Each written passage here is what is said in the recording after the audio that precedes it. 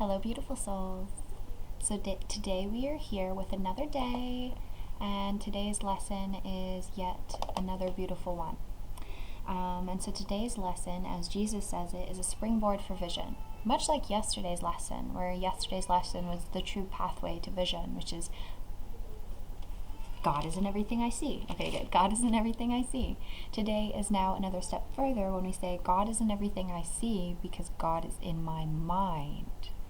So now we are allowing ourselves to experience new projections. So no longer are we projecting the judgments and fears, but now we are projecting the love of God. And so we are asking for the source of our mind to be love, to be God, because it is. But up until this point, the source of our mind has been this world, has been man. And so now we are asking for that correction, and today's thought takes us deep into the heart of it all.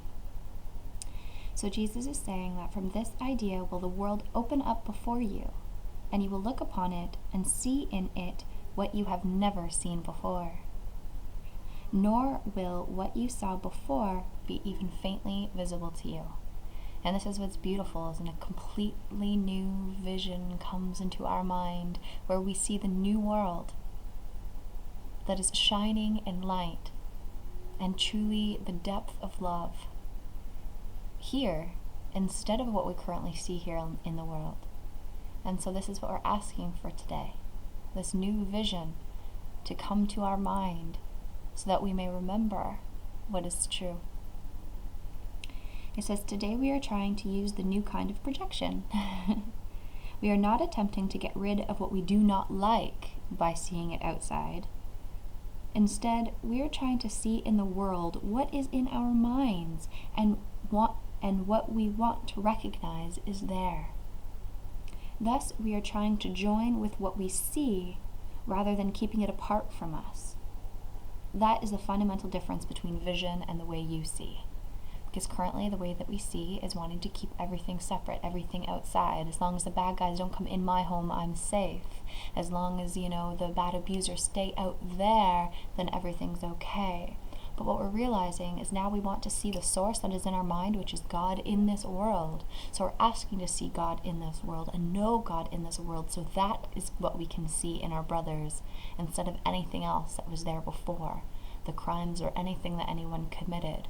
Those are just the acts, the effects that partake here in form in the dream world. But when we are no longer partaking in the dream world and we ask to bring reality here, which is the love of God, and see the love of God in our world, then that is when we actually get to have this new experience, right? That is what we're all calling for. We're all calling for this love. We're all asking for this love, but don't know how to get it because it's here. So today we're getting to experience that. Today's idea should be applied as often as possible throughout the day. Whenever you have a moment or so, repeat it to yourself slowly by looking about you and trying to realize that the idea applies to everything you do see now or could see now if it were within the range of your sight. So I think what's helpful too is to even write the thought on a piece of paper, keep it in your pocket, keep it in your bra, keep it in your purse, write it on your hand, so that throughout the day you can continually remind yourself of this thought. You continually remind yourself that this is what I want. God is in everything I see because God is in my mind. Right? And then we get to apply this not only to the things that we see physically with our eyes anymore, but to everything. Because he's saying now that now we can extend it to the things that are out of the range of sight. Even the next part here, he's saying real vision is not limited to concepts such as near and far. To help you begin to get used to this idea, try to think of things beyond your present range, as well as those you can actually see as you apply today's idea. Real vision is not only unlimited by space and distance, but it does not depend on the body's eyes at all. The mind is its only source. So again, we're looking past what the physical eyes can see, but letting ourselves see true vision here, and that is unlimited. It is beyond time and space, and yet it can still be applied here in this world, and so that's what we're getting to do. To aid in helping you to become more accustomed to this idea as well, devote several practice periods to applying today's idea with your eyes closed, using whatever subjects come to mind and looking within rather than without.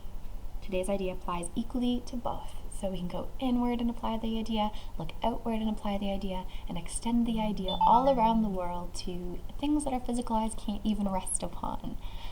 So I love today's lesson, like I love every single lesson, but today is a crucial one as a springboard for vision, as Jesus tells us. So I'm happy and thankful that it is so. So enjoy the lesson today, lesson number 30. And if you have any comments, please write on the board. I love you all. Enjoy. Talk soon.